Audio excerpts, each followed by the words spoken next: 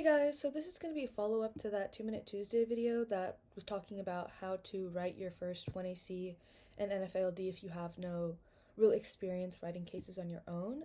Today we're going to be talking about how to improve that 1AC after you've written it, before you really go to any tournaments or before you start writing your 2AC, 1AR extensions and answers. So the first thing I would recommend is to look at your plan text and make sure that the actual wording of the plan text is topical. This is a mistake that I think a lot of newer debaters run into where they're like, well, I know the action itself is reasonably topical, like I could defend the action that the affirmative is doing, but the way that the plan text is written either is not topical or makes answering topicality a lot harder than it needs to be. So going back and looking at the plan text is, in my opinion, a good first step. The other thing you should be considering when looking at your plan text is if there's any part of your plan text that you are not using to derive any offense, like that has none of your links have anything to do with that part of the plan text.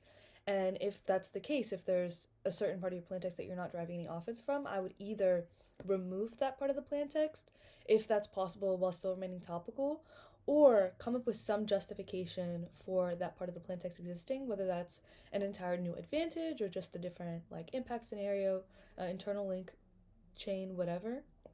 And the reason I would recommend that is because if there is part of your plan text that's kind of just doing nothing for you, it's still giving the negative opportunities to have links to disads based off of that, and it makes it really easy for the neg to read a pick. If you don't derive any offense from it, they would solve for 100% of the AF while still avoiding whatever disadvantage they come up with that links to part of the AF that you're not even using. So that's another thing that I would recommend double checking and making sure that you're not doing, because that is something else that's pretty common for newer debaters.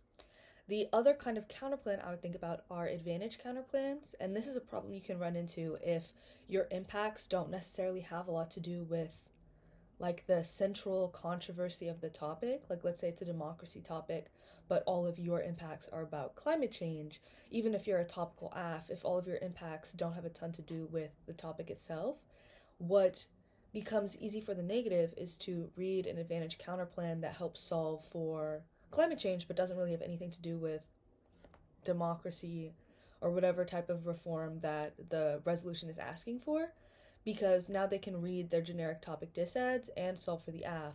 So the way to kind of prevent that would be to diversify the impacts that you have, and also make sure that you have some kind of justification in the solvency for why doing it in X way is important, why just a carbon tax counterplan, for example, wouldn't be enough to solve. You don't want to specifically be saying this policy, this policy, this policy wouldn't solve.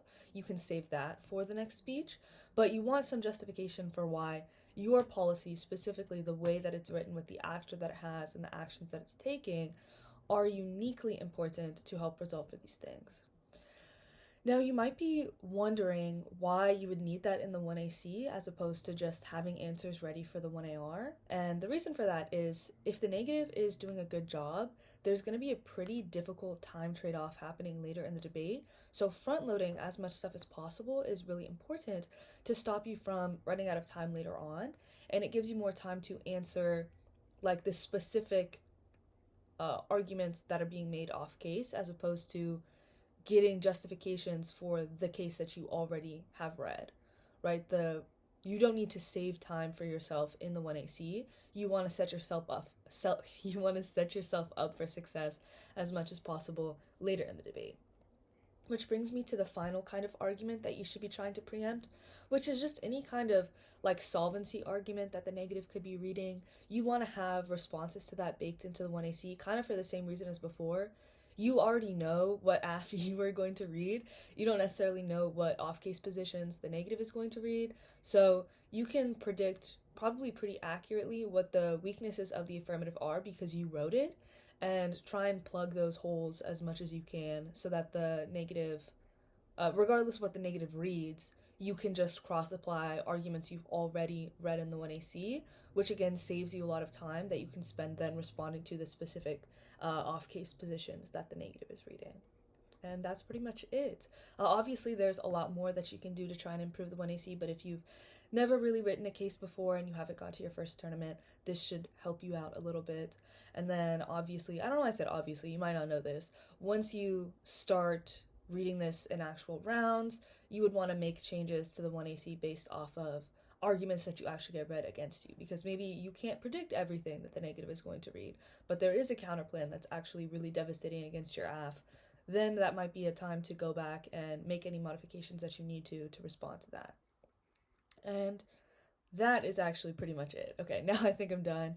If you have any questions, please feel free to ask in the comments or message us. I think there's an email that you can send to.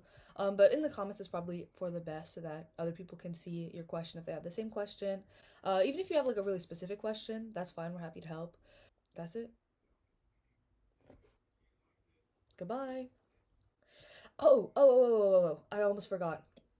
I'm gonna make a follow-up video talking about what to put in the 1AR, like how to set up your 1AR doc, like for yourself, and then what should go inside of that document.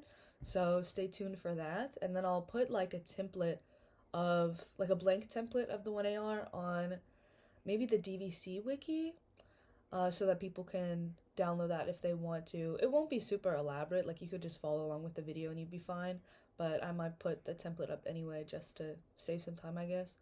Yeah, alright. See you guys later. Bye.